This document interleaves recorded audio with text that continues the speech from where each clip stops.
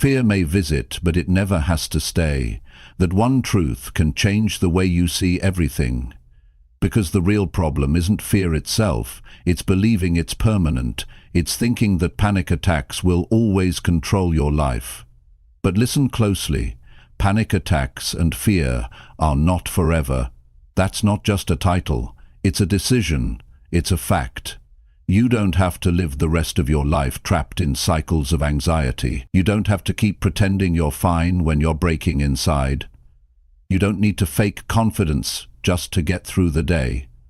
What you need is clarity. What you need is a way forward. This video will give you that. Step by step, through real tools, powerful truths, and daily actions. No fluff. No empty promises. Just the truth you've been needing to hear, said in a way that finally clicks. If you're tired of fear calling the shots, stay with this. This is how everything begins to change. Chapter 1. Stop pretending you're okay and feel what's real. You don't have to keep pretending anymore. You don't have to act like you're fine when you're not. And you don't have to keep hiding how you feel just to look strong in front of others.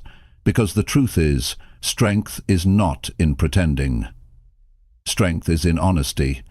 It starts with being honest with yourself. It begins the moment you stop covering up your pain and finally face it. Most people walk through life hiding what they truly feel. They smile when they're hurting. They stay busy to avoid their own mind. They laugh around others, but cry when they're alone. And deep down, they know they're struggling. But they keep pushing it down because it feels easier than facing it. That's not life. That's survival. And you weren't made just to survive. You were made to grow, to become more, to live with peace in your heart. Now listen closely. If you've ever had a panic attack, you know what I'm talking about. Your chest gets tight. You feel like the air's being stolen from your lungs. Your hands shake, your heart pounds, and your mind? It tells you that something terrible is about to happen, and it's hard to explain to anyone who hasn't been through it. People say things like, "Just calm down," or "It's all in your head," and that makes you feel even more alone. But the problem isn't that you feel too much. The problem is that you're pretending not to. Real change starts the moment you stop running from what's inside, the moment you sit with your feelings and say, "This is what I'm going through." You might not like what you see, you might feel weak, you might feel embarrassed, but facing it is the only way to move through it. Denying it won't fix it, hiding it won't heal it. The feeling it, that's where healing begins. A lot of people carry pain from years ago and never talk about it. They've learned to push it down and distract themselves with work, with noise, with anything that keeps them from being still. Because when you sit still, the truth comes up. And that truth can hurt. Maybe it's fear, maybe it's shame, maybe it's pressure to be something you're not. But if you never feel it, you'll never free yourself from it. I've talked to people who looked successful on the outside but were falling apart on the inside. They had money, they had friends, they had everything people dream about. But inside, they felt empty. Why? Because they didn't deal with what was real. They didn't face their fears. They never stopped pretending. And the longer you pretend, the heavier the pressure gets. You see, fear grows in silence. Panic grows in darkness. The longer you avoid your emotions, the stronger they become, and one day they hit you like a storm, out of nowhere. That's what panic does. It sneaks up on you when you've ignored the warnings. It forces you to feel what you've spent years avoiding, and in that moment you realize pretending never helped. It only delayed the healing. You have to learn to sit with the discomfort, to feel the fear and not run, to admit, "I'm not okay right now, but I'm working on it." That's real power. That's where life begins to shift. You're not broken because you feel panic. You're not weak because fear shows up. You're human, and humans feel. But what makes the difference is what you do with those feelings. You can't fix something by pretending it doesn't exist. If your house had a leak, you wouldn't just throw a rug over it and hope it stops. You'd look at the source. You'd find out where it's coming from. You'd fix it at the root. Emotions work the same way. You have to get to the root. What's really bothering you? What are you afraid of? What's the thing you keep avoiding in your mind? And listen, facing your feelings doesn't mean drowning in them. It means naming them. It means saying, this is fear. This is sadness. This is anxiety. And once you name it, you give yourself space to deal with it. You take the power back. When you stop pretending, you stop giving your fear all the control. Most people never do this because they're afraid of judgment. They think, if I say I'm struggling, people will think I'm weak. But here's what's true. The people who judge you don't have your life. They don't carry your weight. And they're not the ones who have to wake up with your mind every morning. So why live for their approval? Why keep hurting just to look okay? The greatest growth in life comes from honesty. The day you stop acting like you have it all together is the day you start putting it together for real. You don't grow by avoiding. You grow by facing. And if fear is showing up, it's trying to tell you something. Maybe it's telling you to slow down. Maybe it's telling you to stop people-pleasing. Maybe it's telling you to get help. But you'll never know if you don't stop and listen. And I'm not saying this is easy. I'm not saying it's comfortable. But I am saying it's necessary. You can't build a better life on a lie. And pretending you're fine when you're not is a lie that keeps you stuck. You need to give yourself permission to feel. That's where it starts. Sit down somewhere quiet. Take a deep breath. Ask yourself, what am I really feeling right now? Don't try to fix it yet, just feel it. Just sit with it. That takes more courage than most people have, but that's the kind of courage that changes lives. That's what builds peace from the inside out. Now here's what happens when you do that consistently. You stop fearing the panic. You stop fearing your own emotions. You realize that feelings are just signals. They're not facts. You might feel like you're in danger, but you're not. You might feel like you're not good enough, but that's not the truth. You begin to separate feeling from reality, and that's where the freedom starts. Freedom doesn't come from pretending. It comes from being real. It comes from owning your story and then choosing to rewrite it.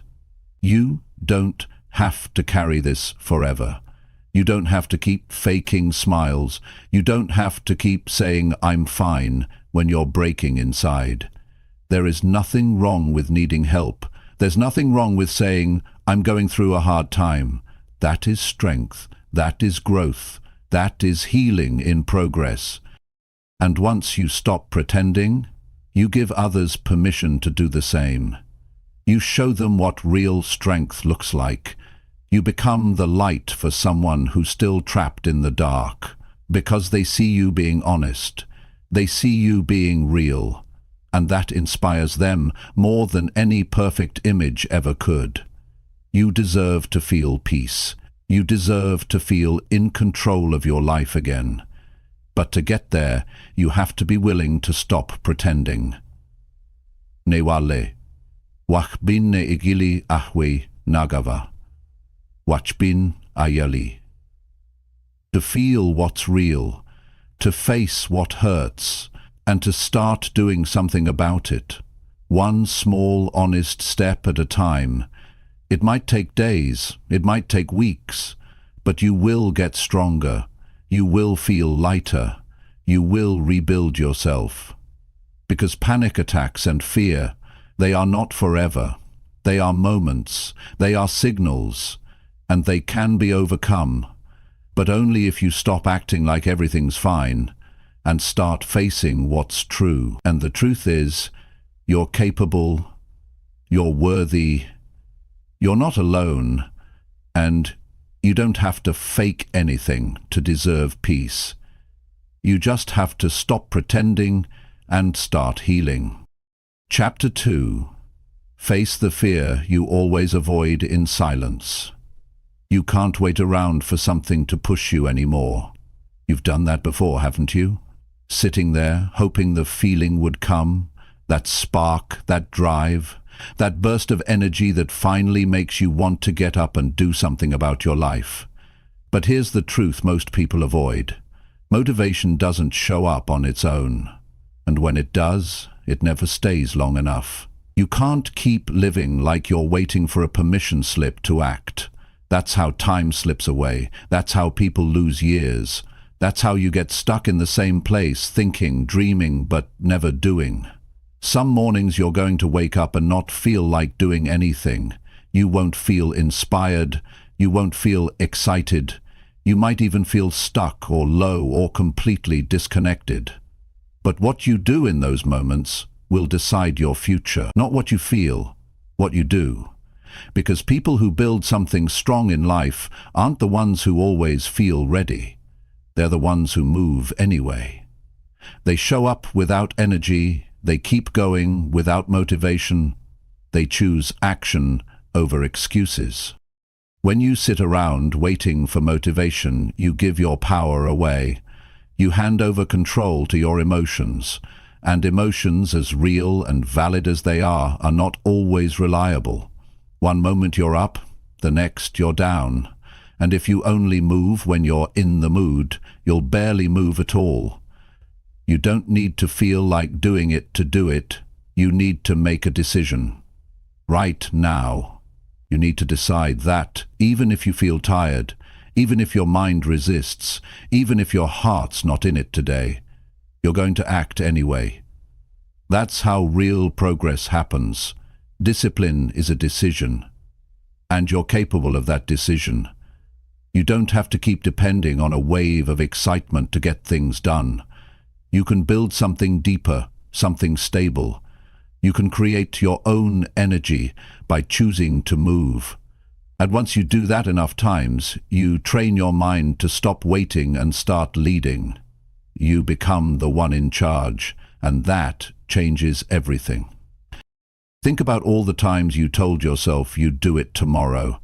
I'll start next week. I'll do it when I feel more ready. But did that day ever come? And even if it did, was it consistent? Or did it pass just like the others? You see, we create delay by trying to feel right first. We try to align our emotions before we take action.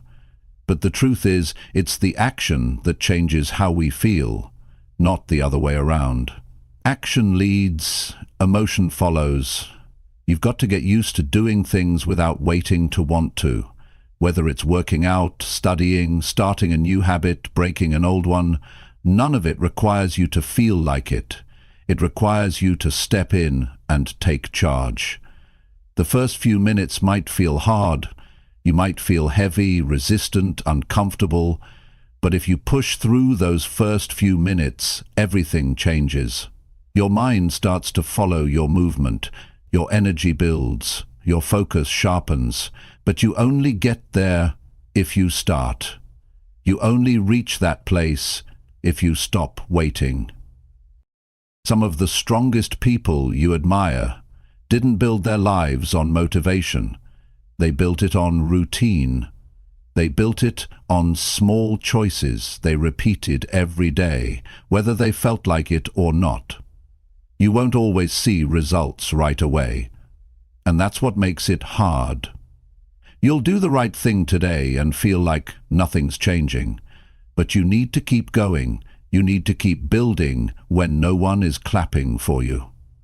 Well, you need to keep showing up when no one's watching, because that's what creates strength.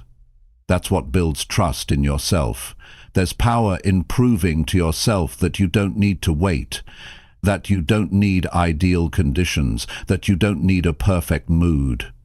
You just need a reason that's bigger than your excuses. And you have that reason. You want peace, you want strength, you want to feel proud of who you are becoming. And that doesn't come from waiting for the right mood. It comes from doing what needs to be done, even when it's hard, even when it's boring, even when it's uncomfortable. And I'll tell you something, when you start acting without waiting, something deep inside you shifts. You stop being a slave to how you feel. You stop getting stuck in your head. You start trusting yourself more. You begin to see that you're capable of doing hard things without needing to be pushed. You become the one who creates momentum. And when you create momentum, you create change. You might not feel like going to the gym today. You might not feel like reading that book. You might not feel like journaling, meditating, practicing, building, cleaning, showing up. But if you do it anyway, you win. That's a win you carry with you into tomorrow. That's how self-respect is built, not by doing things when they're easy, but by doing them when they're not. That's where pride comes from. That's where confidence grows. Confidence is not about always feeling good. It's about knowing you'll show up anyway. It's about knowing you'll do what needs to be done, no matter what kind of day you're having. That's what separates people who rise from people who stay stuck. It's not intelligence, it's not talent, it's not luck, it's consistency. And consistency is born from action, not emotion. Start now. Don't wait for a spark. Don't wait for the right time. Don't wait for the fear to go away. Don't wait until you have everything figured out. The truth is, most people never feel fully ready. And that's okay. You don't have to be ready. You just have to be willing.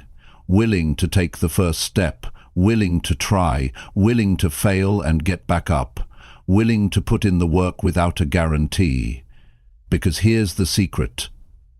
The motivation you're waiting for, it's hiding on the other side of action. It shows up after you start, not before. You don't think your way into energy. You move your way into it. Start small if you need to. 5 minutes, one task, one page, one step. That's all it takes to begin building momentum. And once you have momentum, you're no longer waiting. You're creating. You're moving. You're changing your life by what you do. Don't fall for the trap that says you need to feel amazing to do amazing things. Some of the greatest breakthroughs happen when you're tired, when you're low, when you're doubting yourself. But you act anyway. That's when you build the strongest version of you. Not the one who waits, but the one who acts. You have that in you. You've just been told to wait for the perfect feeling. You've been told that motivation comes first. But now you know better. You know that real change comes from pushing through when it's hard. You know that results come from action, not feelings. The longer you wait, the harder it gets. Not because the task gets harder, but because the delay creates mental weight. And that weight becomes overwhelming. It turns simple things into heavy things.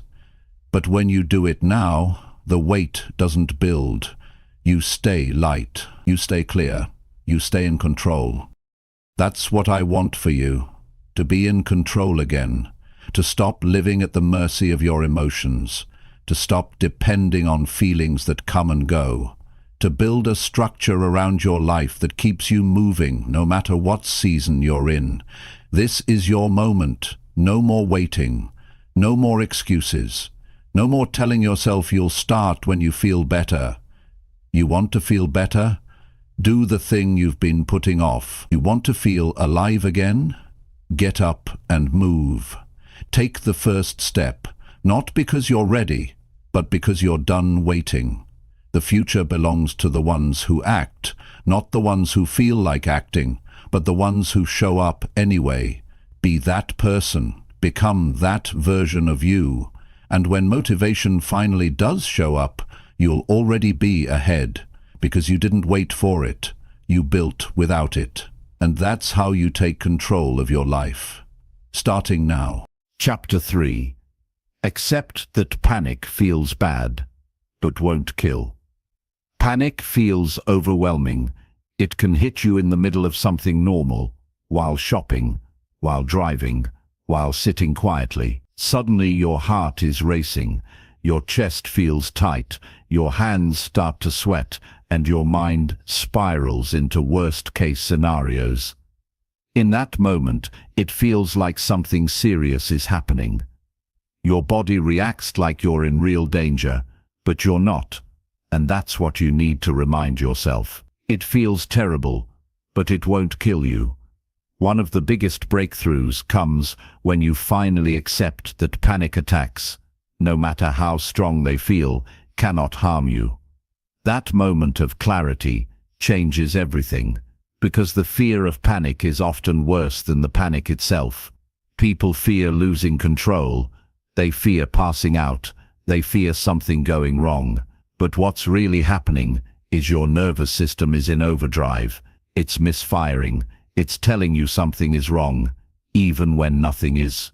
The sensations are real, but the threat is not. If you've ever had a panic attack, you know how intense it can be. Your chest tightens, your breathing gets shallow, your mind races, you might feel dizzy or disconnected. And that fear right there, it's strong, but it passes. Every single time, it passes. No matter how long it lasts, no matter how intense it gets, your body always returns to balance. That's proof. You've already survived it before. You'll survive it again. What's important is learning to respond differently, because most people fight the panic. They resist it. They tense up. They try to escape it. And that only makes it worse. It adds more fear to the cycle. But when you stop resisting, when you stop running from the feeling, it begins to lose its grip. It might still feel awful, but you stop believing it's going to destroy you. You stop giving it power it doesn't deserve. The body is reacting to stress. That's all. It's a chemical and physical response. But your mind interprets it as danger. That's the loop you have to break. You have to stop trusting that inner voice that tells you something horrible is happening. Because the truth is, nothing outside is causing the panic. It's all coming from inside. And if it's inside, you can learn to manage it. This starts with awareness. The next time you feel panic coming on, remind yourself, this feels bad, but it's not dangerous. Say it out loud if you need to. Repeat it in your mind. Anchor yourself in the fact that your body is going through a temporary response. It's like a wave. It builds, it peaks, it crashes, and then it's gone. Fighting the wave only exhausts you, but riding it, that gets you through. The sensations may be intense, but they are not harmful. You might feel like you're going to faint, but you won't. Your brain is still functioning. Your heart is strong. You're still in control, even if it doesn't feel like it. And the more you accept this, the more your body begins to calm, because your body listens to your thoughts. If your thoughts say, this is danger, your body reacts with more fear. But if your thoughts say, this is temporary, your body slowly relaxes. That's not easy at first. It takes practice. It takes repetition. You might not get it right every time. That's okay. What matters is progress, not perfection. Each time you face panic, and remind yourself it won't kill you, you're building strength. You're retraining your brain. You're teaching your body that it's safe even when it feels uncomfortable. And here's the thing. Panic always passes. Always. It might feel like forever when you're in it, but it ends. You don't need to do anything special to make it stop. You just need to breathe. Stay present. Allow the sensations to come and go. The more you chase it away, the more it stays. The more you allow it, the faster it fades. When you're in a panic, your first instinct is to escape, to leave the room, to call someone, to distract yourself. And sometimes those things help in the moment. But long term, you have to learn to stay. You have to learn to sit with the fear, to face it without needing to run. That's how your brain starts learning that the fear isn't real. That's how you take your life back. There's power in staying still, in breathing through it, in saying, I don't like this, but I can handle it. Because you can. You've handled hard things before. You've been through things much more painful than panic. You're still here. You're still standing. Don't let fear convince you that you're weak. You're not. You're just human, and your body is reacting to stress the only way it knows how.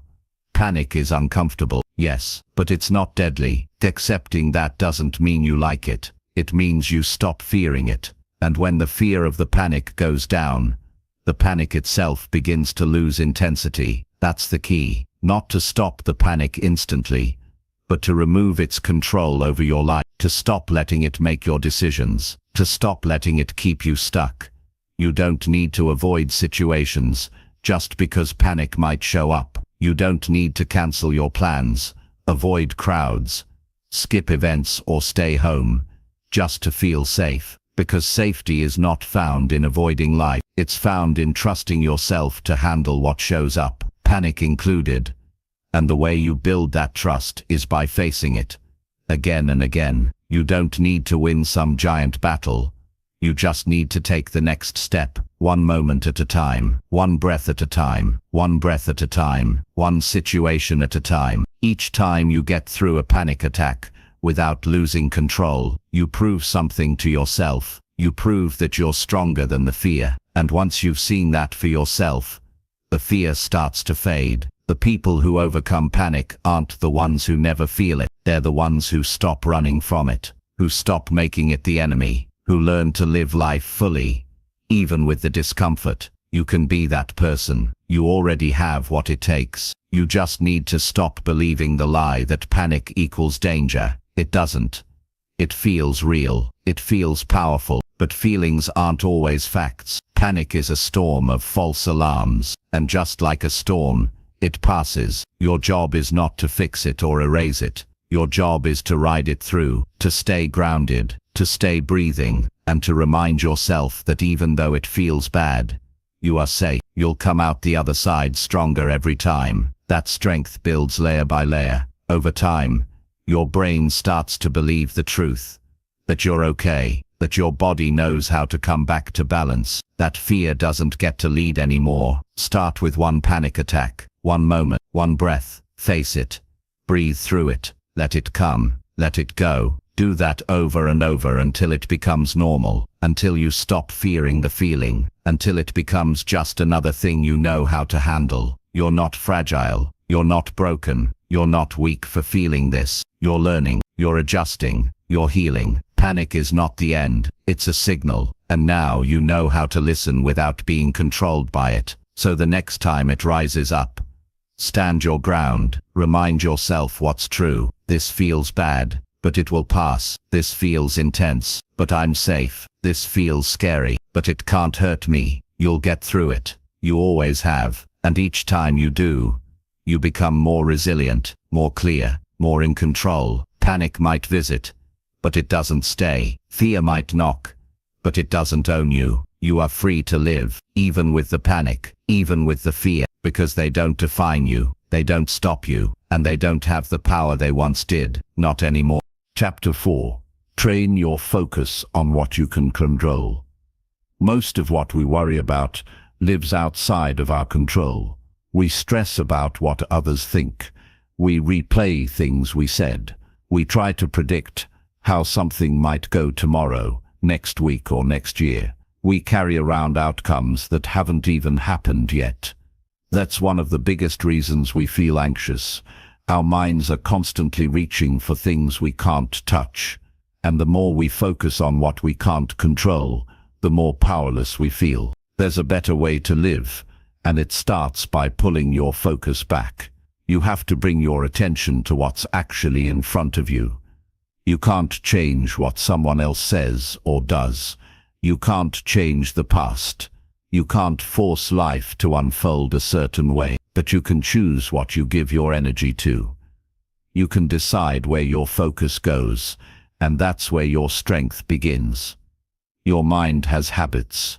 It wants to go back to what's familiar. If it's used to scanning for problems or worst-case scenarios, it'll keep doing that unless you step in and interrupt it. Focus isn't automatic. It's trained. It's something you build by practicing it every single day. You start by noticing where your thoughts go. When you feel overwhelmed, ask yourself, am I thinking about something I can change right now? If the answer is no, bring your attention back. Most people don't even realize how much time they spend thinking about what they can't change. They play out conversations that already happened. They try to rewrite moments that are long gone. Or they try to control how others view them. But none of that brings peace. None of that solves anything.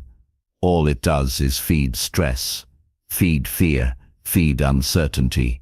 You want peace? Then shift your focus. Lock it onto what you can do, right now, in this moment. You can control your attitude. You can control how you respond. You can control what you feed your mind, what you allow into your day, how you take care of your body, how you speak to yourself, how you treat others. That's not small, that's everything. If you give all your energy to what's outside of your reach, you'll always feel like something's missing. But if you pour that energy into what's in front of you, life starts to feel manageable again. It's not about pretending everything's fine. It's about choosing where to put your effort. If you can't change the situation, focus on how you move through it. If you can't fix the outcome, focus on the process. You don't have to know how everything will turn out. You just need to know the next right thing to do. And you do that one thing, then the next. That's how real change happens, not all at once, but step by step, choice by choice. There's so much noise in the world, so many things pulling at your mind. But most of them are distraction. News headlines, opinions, drama, pressure. It can all flood your brain and leave you feeling scattered. That's why you need focus. You need to train your mind to stay clear, even when everything around you is loud.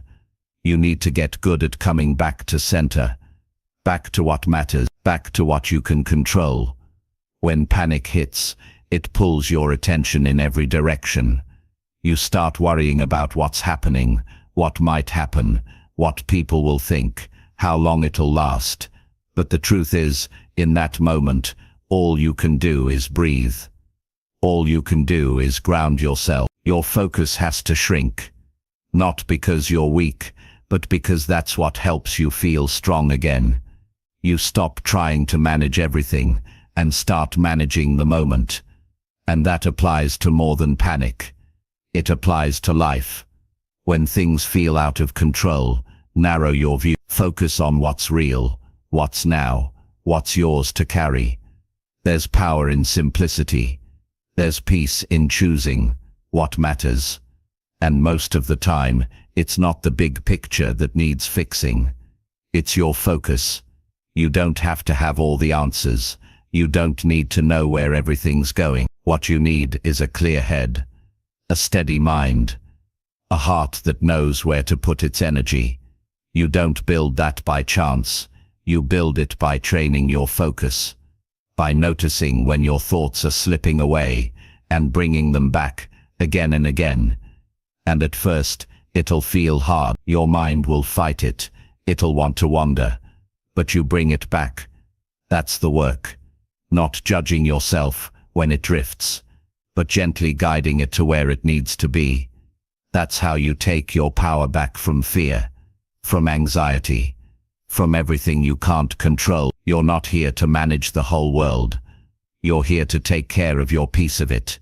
That means your mind, your habits, your choices. That means showing up for yourself, even when life doesn't go your way. Especially then, because that's when it counts. That's when real growth shows up. Not when things are easy, but when they're uncertain and you stay focused anyway. It's not a one-time thing. You train focus like a muscle. You practice it every time you wake up and choose a positive action instead of worry. You're training focus every time you feel your thoughts pulling you into fear, and you stop and breathe instead. You're training focus every time you stop scrolling, stop overthinking, stop reacting, and choose to act with purpose. You're training focus, and that adds up. Start small. If your thoughts are racing, slow them down. Focus on what you can touch, what you can see, what you can do. Clean your space. Go for a walk. Write something down. Turn off distractions. Do one thing with full attention. Don't do it to feel better instantly. Do it because you're building something. Do it because you're reclaiming your peace. You might not be able to control the weather, or people, or outcomes, but you can control your focus. And when you do that, everything else becomes easier to carry. You stop getting pulled into chaos. You stop living in constant reaction. You become the one who leads your own mind. Life will always throw things your way, but how you meet those things depends on your focus. If you stay locked on what's out of your hands, you'll always feel out of balance. But if you bring your attention back to what's yours, your breath, your next step, your effort, then you start to feel steady again. You don't need to be perfect. You don't need to have it all figured out, but you do need to stay aware. You need to notice when your focus is drifting into fear, into regret, into what-ifs, and when that happens, you breathe, you pause, and you bring it back. That's how you take care of your mind. That's how you stay calm in chaos, not by fixing everything around you, but by choosing where you place your energy, over and over, day by day. There is peace available to you. It's not somewhere far away. It's in the space between your thoughts. It's in the way you slow down, the way you stay present, the way you choose not to chase what you can't control. That peace comes when you train your focus. And once you find it, you protect it. You give it your full attention, because that's where your real power lives. Chapter 5. Question every thought that makes you feel weak. Most people never stop to question their thoughts. They hear something in their mind, and they believe it. They feel something, and they assume it's true. They let every self-doubt, every fear, every negative voice take over without ever asking where it came from or whether it deserves their trust. That's where so much suffering comes from, not the situations themselves, but the way we interpret them, the way we speak to ourselves, the way we believe every thought without checking if it's honest, helpful, or even real. You've probably had thoughts like, I can't handle this, or I'm not strong enough, or something's wrong with me, and those thoughts can hit hard. They don't whisper, they shout. They fill your chest with heaviness and your head with fear. But just because a thought is loud doesn't mean it's true. And just because it's familiar doesn't mean it belongs. You don't have to believe everything you think, especially not the ones that tear you down. Your mind is always working. It picks up messages from the world, from your past, from things people said to you, from moments you couldn't process fully. And it turns them into stories. Over time, those stories become your beliefs. If no one taught you how to question them, you start living like they're facts. That's how you end up feeling stuck, believing thoughts that aren't serving you. It's time to slow down and pay attention. The next time you feel weak, overwhelmed, or hopeless, stop and listen. What are you thinking? What are you saying to yourself? Don't just push the feeling away. Get curious about it. Ask yourself, what thought created this feeling? Then ask the next question, is this thought actually true? Most of the time it won't be. Thoughts that make you feel weak usually have one thing in common. They're based in fear, fear of failure, fear of judgment, fear of not being enough. But fear is not fact. It's an emotional response, and it grows when you never challenge it. The more you accept those fear-based thoughts without questioning them, the more they take over your decisions. They shape how you see yourself. They shape what you believe you can or can't do, and that shapes your entire life. But here's the shift: you can challenge those thoughts. You can interrupt them. You can say, hold on, where did this idea come from? Who told me I wasn't capable? Who made me believe that I'll always struggle? Once you start asking those questions, something amazing happens. The fear starts to lose its grip. The thought doesn't hit as hard. You stop being pulled down by a lie that never had any right to stay in your head. You are not your thoughts. You're the observer, the thinker, the one who decides what stays and what goes. When a thought tells you you're weak, you can push back. You can ask, what proof do I have that this is true? You'll find that most of the time, you have more evidence for your strength than for your weakness. But you've spent more time focusing on the wrong evidence. Now it's time to shift. Even when you feel panic or fear, that doesn't mean you're broken. It means your body is responding to stress. It means your system is trying to protect you. But if your thoughts say, this means I'm weak, that's the thought you need to confront. Panic doesn't make you weak. Fear doesn't make you weak. Avoiding your potential, shrinking your power, believing lies about yourself, that's what slowly drains you, and that can be reversed. That can be rebuilt. You have to become your own defender, your own filter. When a thought enters your mind that brings you down, stop it. Ask, would I say this to someone I care about? If not, then it doesn't belong in your mind either. We're often our harshest critics, and that inner critic grows louder when we don't set boundaries with it.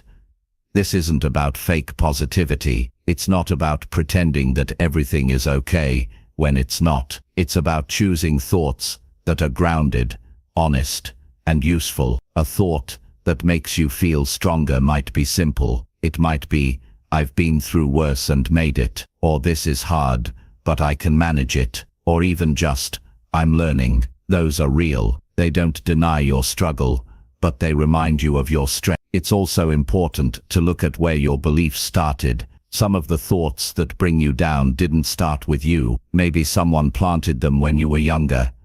Maybe a bad experience reinforced them. Maybe you failed once and started thinking you'll always fail. But the past is not a blueprint for the future, and a belief is just a repeated thought that never got challenged.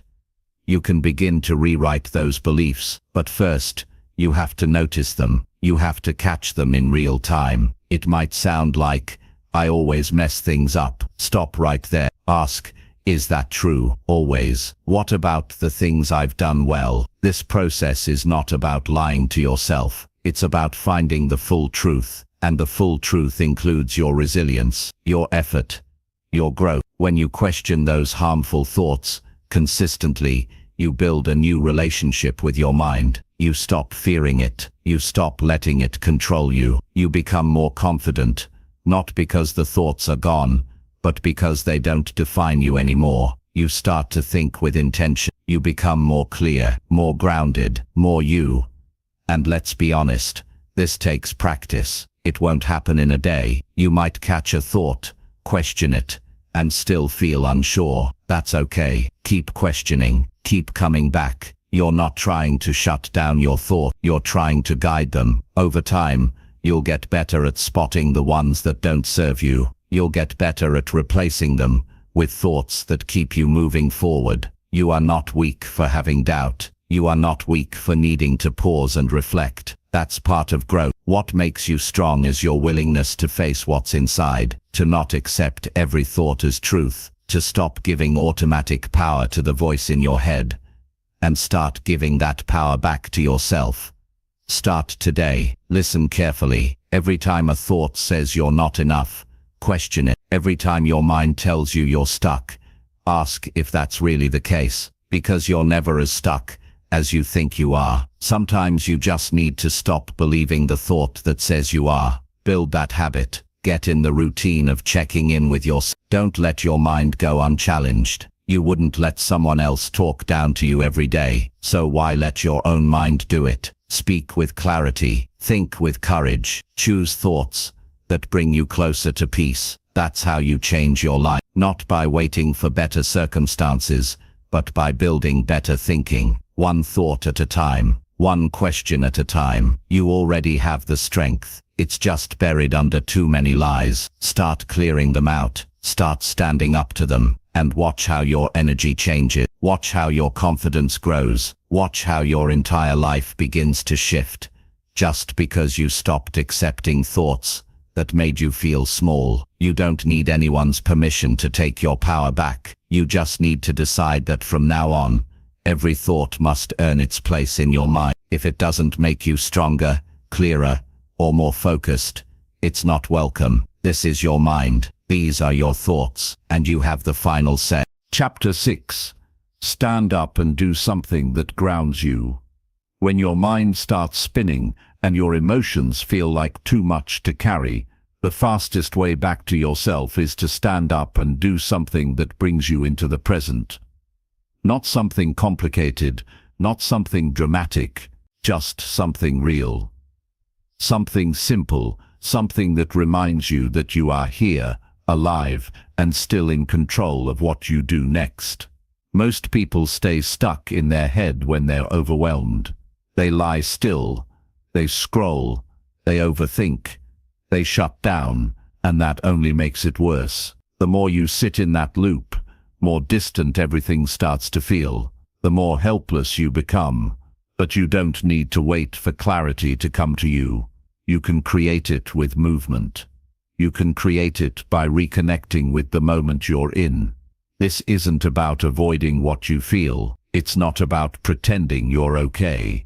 It's about giving your mind a break from trying to solve everything all at once. Because sometimes your brain needs your body to take the lead. When your thoughts are too loud, let your actions become louder. Action doesn't fix everything, but it gives your brain something solid to hold on to. When you feel like you're spiraling, the first step is to get up. Stand up, even if it's hard, even if your body feels heavy, even if your mind is screaming at you to stay still. Standing up is a signal. It tells your nervous system that you're not frozen, that you're still capable, that you still have choices. That simple shift from stillness to movement can start to loosen the grip of anxiety. After you stand, the next step is to do something, anything, that reconnects you with your environment. Touch something cold, splash water on your face, step outside for fresh air, feel the ground under your feet. These actions are small, but they're powerful. They bring you back to your senses. They pull your awareness out of your head and into your body. And in that shift, even if it's just for a few seconds, you feel more stable. When you find the right grounding actions for you, repeat them often, make them part of your routine. They should be simple enough to do anywhere and strong enough to redirect your focus. It might be walking, cleaning, drinking a glass of water slowly, writing in a notebook, stretching, listening to calming music, breathing deeply while looking at something still. These things don't solve your problems, but they give you enough space to handle them better. You don't need a perfect plan to feel grounded. You need something reliable, something that reminds you that you are not just your thoughts, that you are not just your fear, that you have a body, that you have control over what you do in this moment. That's where your stability lives, in what you can choose right now. Sometimes grounding looks like moving your body in silence. Other times it's doing something repetitive with your hands, washing dishes, folding clothes, watering plants. These acts are often overlooked, but they carry more peace than we give them credit for. They give your anxious mind something steady to focus on, something real, something that doesn't require solving or fixing. Just, if you've ever felt disconnected, like you're floating or lost, then grounding is the way back. It's the reminder that you're here, that your feet are on the floor, that the world isn't falling apart, even if your mind says it is. And when you do that enough, your brain starts to understand that fear doesn't have to control every moment. You don't have to wait until you're calm to do grounding actions. You do them because you're not calm. You do them even when you don't feel like it. Especially then, you show your nervous system what safety looks like through repetition, through showing up again and again until those small habits become your foundation. If you've been stuck in anxiety, chances are you've spent too long trying to think your way out of it. But thoughts can be deceptive. They loop. They exaggerate. They feed fear. And if you're trying to solve everything in your mind, you'll end up exhausted. That's why doing something physical matters. It gives your system a reset. It cuts through the noise and gives you something you can control. You may not be able to control how you feel today, but you can control whether you sit or stand. You can control what you do with your hands. You can control whether you step outside or take a breath or drink some water.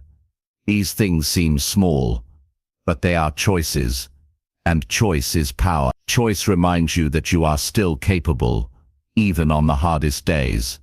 The key is consistency. Don't wait for a crisis to start grounding. Make it part of your normal life. Build habits that reconnect you before the panic hits. That way, when fear does show up, you're not caught off guard. You already have a plan. You already have a process. You don't have to think about what to do. You just do it. And that brings confidence. That brings relief. Even a few minutes of grounding can make a difference. It's not about escaping your emotions. It's about anchoring yourself so you can feel them without drowning. When your mind tells you that you can't handle something, grounding shows you that you can. When fear tells you the worst is coming, grounding reminds you that right now, in this exact second, you are safe. The more you practice grounding, the faster your body learns that not every surge of emotion means danger, that not every anxious thought deserves a reaction, that you are more than your panic, more than your fear, more than your overthinking. You are someone who knows how to come back to center, who knows how to pause, reset, and keep moving forward. There's nothing weak about needing grounding. In fact, it takes strength to stop and do something healthy when your mind is spiraling. It takes discipline to pause and say, I need to come back to myself before I make any decision. That kind of self-awareness is something you build with time, with effort, with repetition. You don't need a full hour. You don't need fancy tools. You need a few solid actions you can return to any time. Think of them like anchors. When life pulls you in every direction, these are the things that hold you steady. You're not looking for distraction. You're looking for connection. With your body, with your senses, with your surroundings. When you commit to grounding yourself, even in small moments, you take ownership of your mind again. You stop letting fear make every choice. You stop letting panic take the wheel. You show yourself that there is always a next step, even when it feels like everything is spinning. That step might be small. It might be quiet, but it's yours. You are not fragile. You are not falling apart. You are learning how to stay grounded in a world that constantly tries to pull you away from yourself. And that is one of the most powerful things a person can do. To stay centered, to stay present, to stay calm, not because the world is perfect, but because you've built something inside yourself that nothing can take. Every time you stand up and do something that grounds you, you're telling your fear, you don't control me. You're showing your nervous system, I know how to handle this. And you're reminding yourself, I'm still here, I'm still strong, I'm still moving forward. That's the power you carry with you every single day. Use it. Trust it. Keep choosing it, no matter what shows up. Chapter 7. Tell someone you trust what you truly feel. Keeping everything inside can feel like control.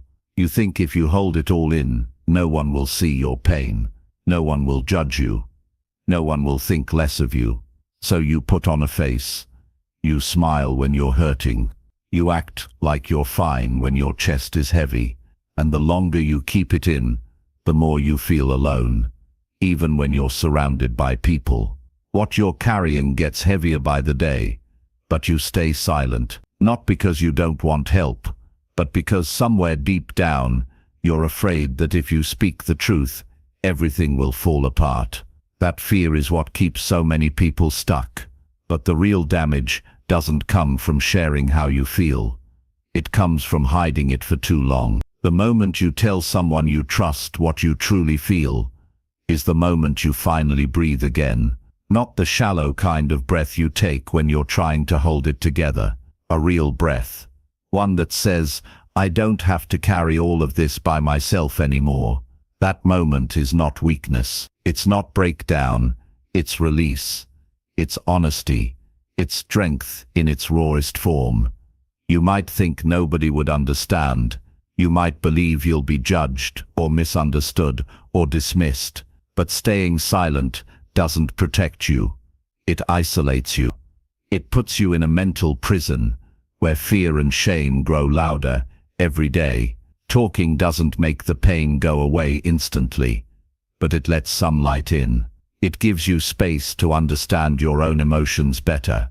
Saying things out loud helps you face them. When you speak, you begin to make sense of what you've been holding. You give your pain structure, and once it has shape, you can begin to work through it. There is power in being heard, not fixed, not analyzed, just heard. When someone looks you in the eyes and says, I hear you, something inside begins to settle. It's the kind of peace that comes from no longer hiding. You don't need someone to give you all the answers. You don't need them to solve everything. You just need someone who won't look away when you open up. That one connection can be the difference between breaking apart and breaking through. You don't have to tell the world. You don't have to write a post or make an announcement. But you do need at least one person who knows the real you, the version of you that feels scared, unsure, overwhelmed. Keeping everything to yourself doesn't make you strong. It makes you suffer silently, and you've already done enough of that. Think about someone you trust, someone who listens without judging, someone who holds space without trying to control the conversation. That's the person you start with. You don't need to prepare a perfect speech. You just need to speak from where you are. You can say, I'm not doing well lately, or there's something I've been needing to talk about, or even just, can you listen for a minute? That's enough to start. Once the door opens, everything you've been holding begins to come out. It's okay to cry. It's okay to be unsure of what you're trying to say. Emotions aren't always clear. Sometimes you won't know exactly what you feel until the words start flowing. That's why talking is important. It brings clarity. It helps you organize your inner world. What felt tangled starts to loosen, and with every word you speak, the weight gets a little lighter. You might not get the perfect response. Some people won't know what to say. That's not a reflection of your worth. It's a reflection of their discomfort with emotions. But that doesn't mean you should stop trying. The right person will listen. And when they do, you'll know what real support feels like. Speaking your truth isn't just about release. It's about rebuilding trust with yourself and with others. When you open up, you're saying, I matter enough to be heard. That's the beginning of healing. That's when you stop running from your emotions and start understanding them. That's when the shame starts to fade and self-respect starts to grow. Fear will try to convince you to stay quiet. It will tell you that people won't get it, that you'll look weak, that nothing will change. But fear doesn't know the power of connection. It doesn't understand what happens when someone sees you for who you really are and chooses to stay. That kind of moment can shift something deep in your heart. It can remind you that you're not broken, you're human. And sometimes when you speak honestly, You give others permission to do the same. Your courage creates a safe space. Your words let someone else feel less alone. Pain that's shared doesn't multiply. It divides. It gets light, and over time that openness becomes the bridge between suffering and healing. You deserve to be known, not just for the version of you that looks fine, not just for your accomplishments, but for the thoughts that keep you up at night, for the fears you've been carrying, for the weight you've held without letting anyone see. That version of you is worthy of love, worthy of support, worthy of being heard. This doesn't mean you have to share everything with everyone. Boundaries matter, discernment matters, but hiding your truth from everyone, including yourself, leads to emotional exhaustion. You deserve more than that. You deserve to be real, even if it feels messy, especially then. Opening up might not feel natural at first. You might stumble through your words. You might feel vulnerable afterward, but don't confuse discomfort with danger. Feeling exposed is part of being honest, and the more you do it, the easier it becomes. Eventually telling the truth doesn't feel scary. It feels free. It feels like stepping into your own life fully, without pretending. And here's what often happens. You realize people care more than you thought. They're more understanding than you expected. And even if they don't have all the right words, their presence is enough. Their willingness to sit with you through it is enough. You start to feel seen, and that alone begins to change everything. Don't wait for the right time to open up. That moment may never come. The right time is when you're tired of carrying everything by yourself. When you know that silence is no longer serving you. That's the signal. That's when you pick up the phone or sit down with someone and say, I need to talk. And if no one comes to mind right now, don't give up. Look for safe spaces, a counselor, a mentor, a support group, a friend who always makes you feel calm. There are people out there who can hold space for your truth. You just have to give them a chance. You are allowed to need support. You are allowed to lean on others. That doesn't make you dependent. That makes you human. We were never meant to carry emotional weight alone. Life is hard enough without pretending to be invincible. So take that first step. Say the thing you've been holding back. Speak even if your voice shakes. Feel even if your heart pounds. The person you're talking to doesn't need to fix it. They just need to hear it. And once you speak,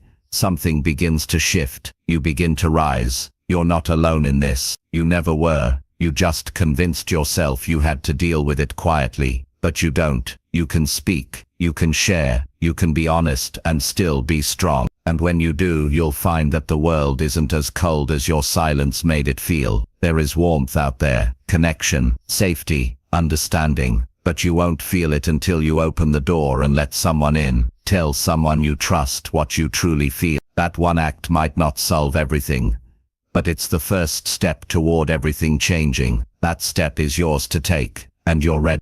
Chapter 8. Take back control by doing what scares you.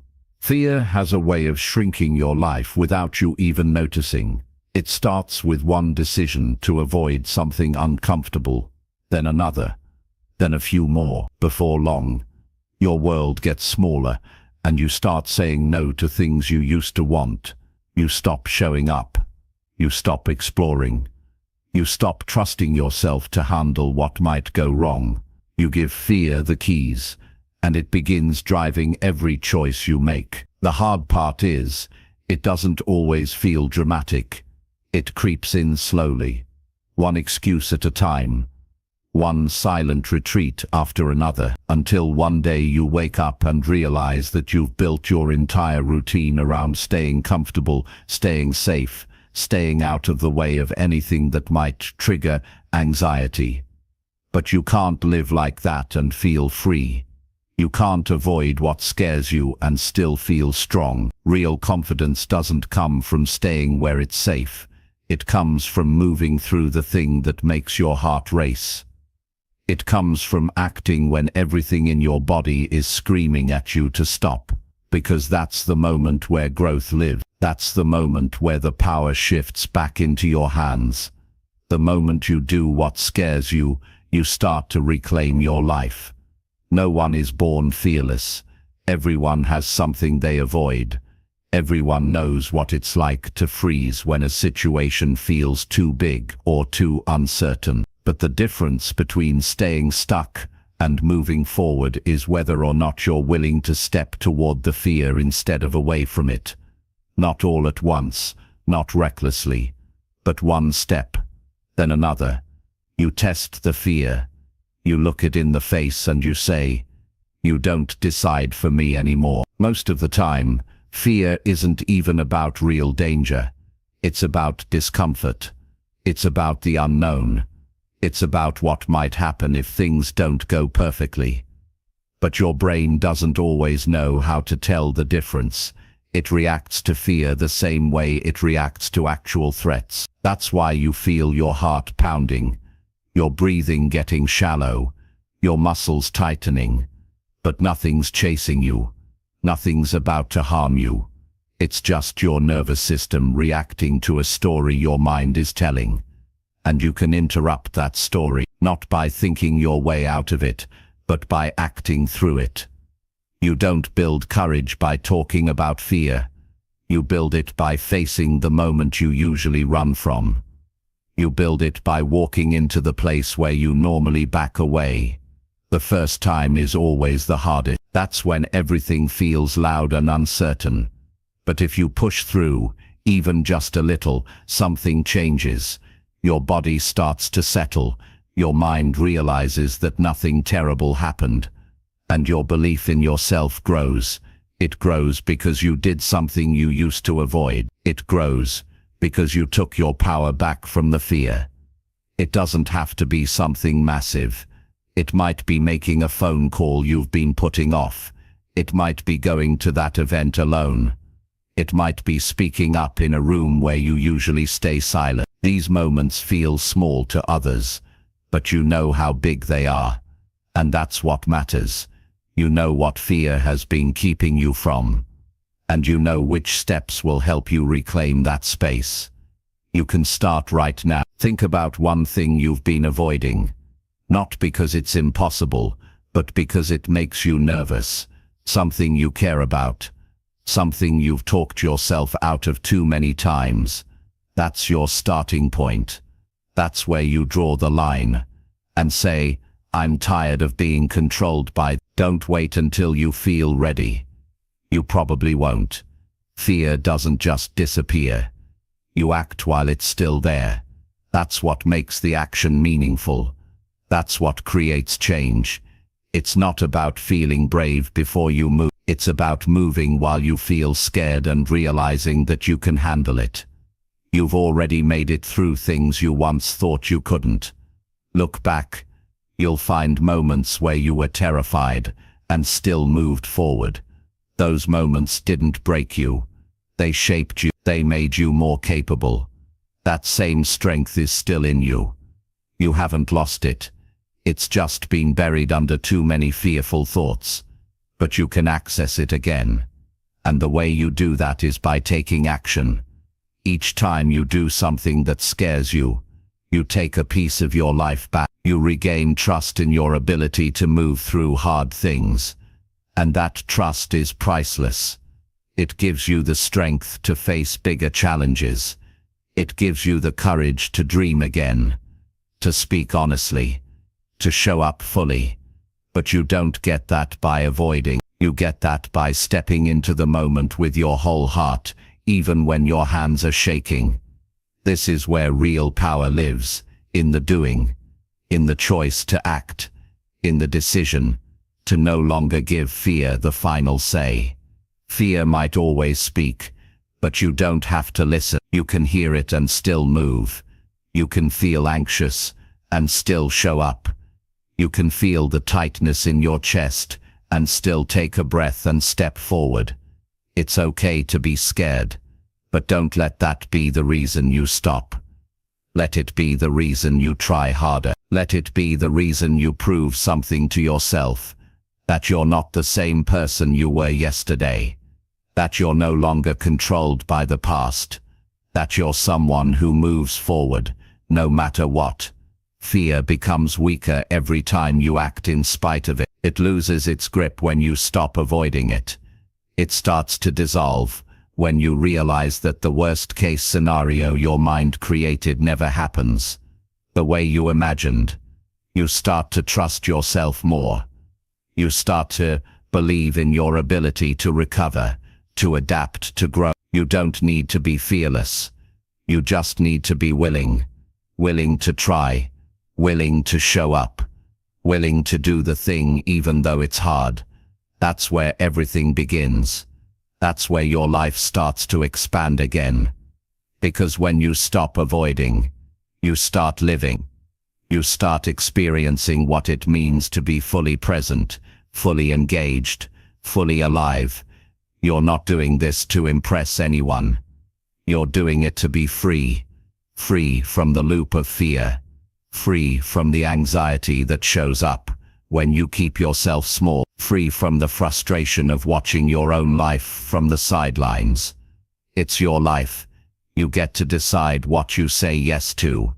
You get to decide what matters. And if something matters to you, it's worth facing the fear that stands in front of it. You already know what fear has cost you. Now ask yourself what courage could give you.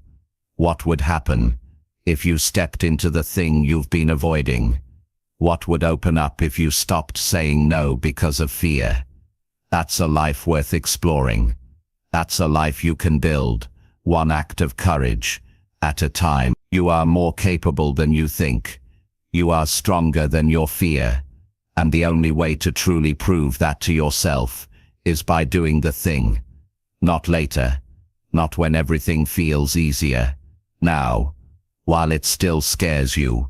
While it still challenges you, while it still forces you to grow. And when you do that, something inside shifts. You feel yourself getting stronger, not in theory, but in reality, in action, in proof. You start to become the kind of person who doesn't back down, not because you never feel fear, but because you've learned how to move through it. That kind of strength can't be faked. It can't be handed to you. It has to be earned, and you earn it every time you take one step forward, even when your whole body wants to pull back. That step, no matter how small, matters more than any perfect plan, because it's real. Its movement's yours. Take back control by doing what scares you. That's how your life changes. That's how your confidence builds. That's how you begin to trust yourself again. Not someday. Not when you feel fearless. But today. Right now. Starting with one decision that says, fear doesn't lead my life anymore. I do. Chapter 9.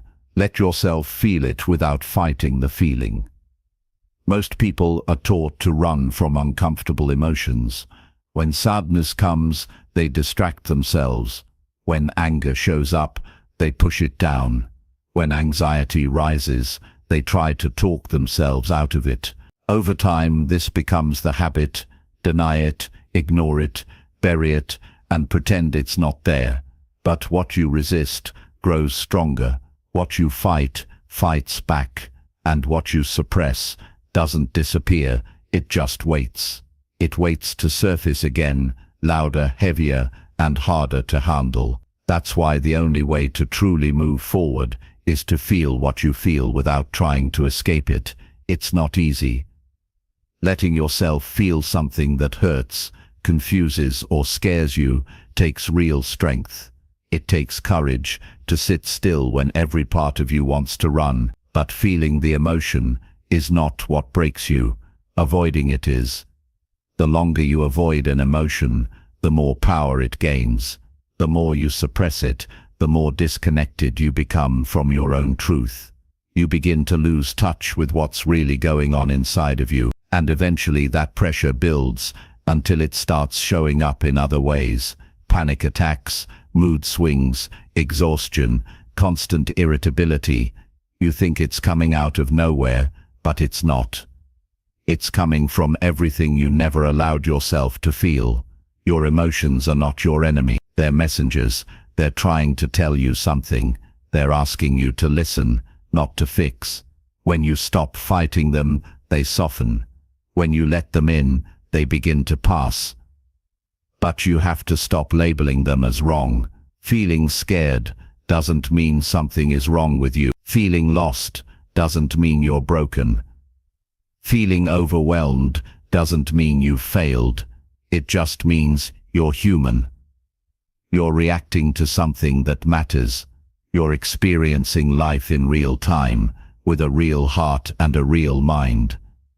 You don't need to solve every feeling. You don't need to explain every emotion. You just need to sit with it for a while. Give it room. Let it move through you. Cry if you need to. Get quiet if you need to. Write it out. Speak it out. Just don't run. Don't numb it with distraction. Don't cover it up with fake positivity. There's nothing brave about pretending to be okay when you're not. What's brave is sitting in the middle of a heavy feeling and saying, I'm going to stay here with this until it softens. Some emotions don't have quick answers. Some days you won't understand exactly why you feel the way you do. That's okay. You don't need to force clarity. Sometimes your only job is to feel the wave without trying to stop it. Let the sadness come. Let the anger rise. Let the fear sit beside you. Let the confusion take space. They're not here to destroy you.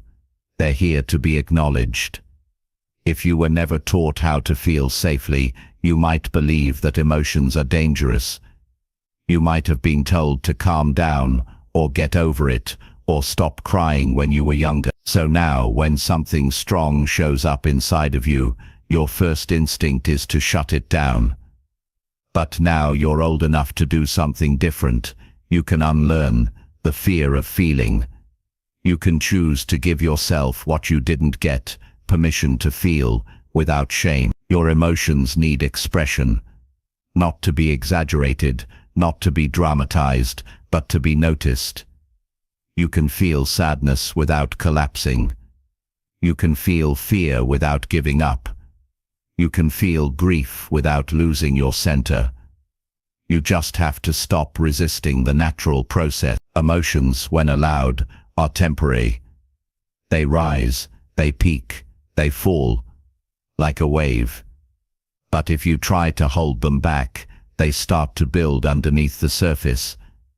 That's when they feel unbearable. Not because they're too strong, but because they've been trapped. To heal, you have to learn how to sit with yourself in your rawest moments. Not to fix, not to analyze, not to distract, but to be there, to feel the tight chest, to feel the lump in your throat, to notice the restlessness in your hands. This is your body talking. This is your system reacting, and the more you resist it, the longer it stays. But if you breathe into it, if you stay with it, if you let it move through, it starts to shift. You don't even have to do anything. You just have to stay. It's okay to slow down. You don't have to have it all together. You don't have to move through everything quickly. You're allowed to pause. You're allowed to feel heavy. You're allowed to not be okay for a little while. That doesn't mean you're stuck. That means you're being honest. And honesty is what heals. Sometimes the healing doesn't come from doing more.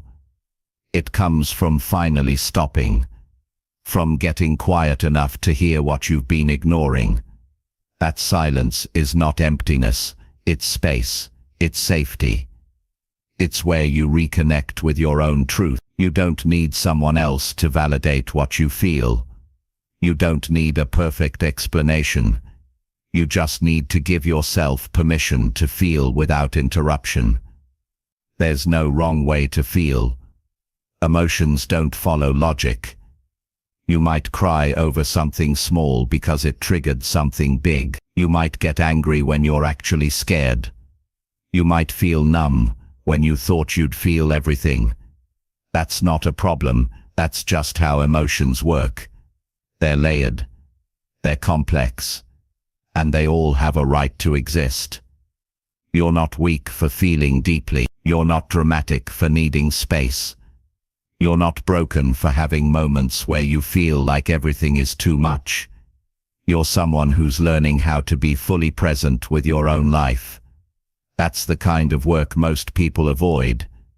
But you're doing every time you sit with yourself instead of escaping. You're growing stronger. Don't rush your process.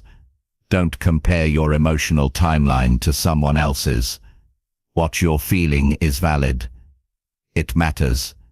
It's not too much. It's not wrong. It just needs to move through. And it will if you let it. The more you accept what's happening inside, the less power it holds over you. You begin to feel calm, not because everything is perfect, but because you're no longer fighting yourself. You don't need permission to feel. You don't need to wait for the perfect moment. That moment is now. Feel what you feel. Stay with it. Let it rise. Let it fall. Trust that your body knows what to do. Trust that emotions, even strong ones, are not permanent. They come to be felt and then released. And once you've felt what you need to feel, you'll notice the shift. The air will feel a little lighter. Your thoughts will quiet down. Your body will feel more grounded. Not because the emotion is gone forever, but because you gave it space. You honored it. And now it no longer needs to scream for your attention. This is how healing happens, one feeling at a time, one breath at a time, one honest moment at a time. Not by forcing your way through, but by softening into the truth of what's there. Let yourself feel it. Don't fight it. Don't judge it. Just feel it. And in that space you'll find something you didn't expect. Relief, not because everything is fixed, but because you're finally free to feel without hiding. That's when you know you're healing. That's when you know you're home within yourself. Chapter 10. Decide right now that fear doesn't own you. There comes a point where you have to make a real decision, not a thought, not a wish, not something you say in your head and forget the next morning. A decision that changes how you live. A decision that separates your future from your past. And that decision is this: fear doesn't own you. Not anymore. Not from this moment forward. You don't serve it. You don't answer to it. You don't shape your life around what it tells you to avoid. You take your life back by choosing to stop letting fear make your decisions. Fear shows up in quiet ways. It doesn't always scream. Sometimes it whispers. It tells you to wait. It tells you to play it safe. It tells you it's not the right time. It convinces you that something bad will happen if you speak, move, act, try, or change. And if you're not careful, you believe it. You start adjusting everything to keep yourself comfortable. You say no to opportunities. You avoid conversations. You stay in patterns you've outgrown. All because fear made itself sound logical. But fear isn't logic. It's limitation dressed in protection. And the only way to outgrow it is to stop giving it authority over your choices. Fear will always try to convince you that you're not ready. But readiness is not the goal. Ownership is. You don't have to be completely fearless to move forward. You just have to decide that fear doesn't get the final say. You don't owe your loyalty to what scares you. You owe it to your future, to your peace, to your growth. That's what should be in control. Not fear. Not anymore. You might think fear is protecting you, and sometimes it is. But most of the time, especially when it's chronic, it's not warning you of danger. It's keeping you from becoming who you were meant to be. It wants you to avoid embarrassment, failure, discomfort, change. But those are the very things that stretch you. Those are the things that build you. Without them, you shrink. You live the same year again and again, calling it a life. And deep down, you know you're capable of more. You don't destroy fear by wishing it away. You take away its control by choosing against it. Every single time you act in spite of fear, you weaken its grip. You show your nervous system that fear is not a command. It's a signal, but not one you have to obey.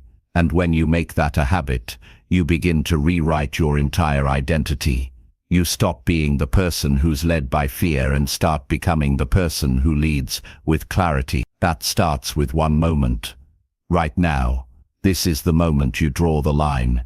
This is where you stop waiting for courage to appear and start choosing to live like you've already decided. You decide to speak when fear wants silence. You decide to show up when fear tells you to stay back. You decide to keep going when fear wants you to stop. You don't let fear shape your goals. You don't let it talk you out of trying. You don't let it decide how much of your life you get to live. You will still feel fear. That won't go away completely.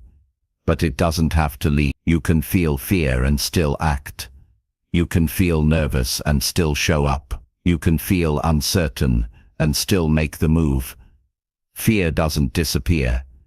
You just get stronger than it. And the way you get stronger than it is by deciding right now that it no longer owns your time, your choices, or your voice. Think of all the things you didn't do because of fear, all the ideas you had, the people you wanted to talk to, the changes you knew you needed, the chances you passed up, not because you weren't ready, not because you weren't capable, but because fear said what if, and you listened. That's over. That ends today. You've given fear too many years, too many dreams, too much power.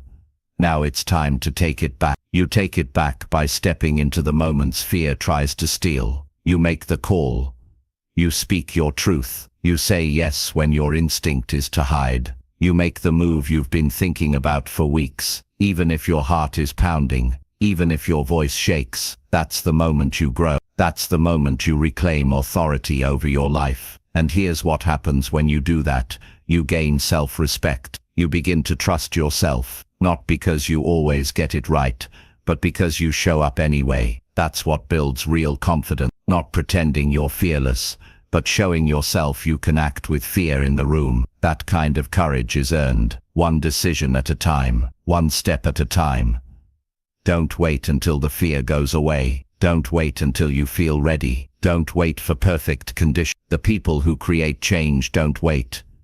They move. They act with fear present. They choose progress over comfort. That's the path you need to walk. And you don't have to run. You just have to take the next step and keep deciding that fear doesn't get to lead. You are not fragile. You are not stuck. You are not defined by how fear has shaped your past. What matters now is what you choose from this moment forward. Will you keep giving fear your future? Or will you finally say, I hear you but you don't lead me anymore? That's a decision only you can make, and it doesn't require anything outside of you. It's not about motivation. It's about clarity. It's about choosing who you want to be.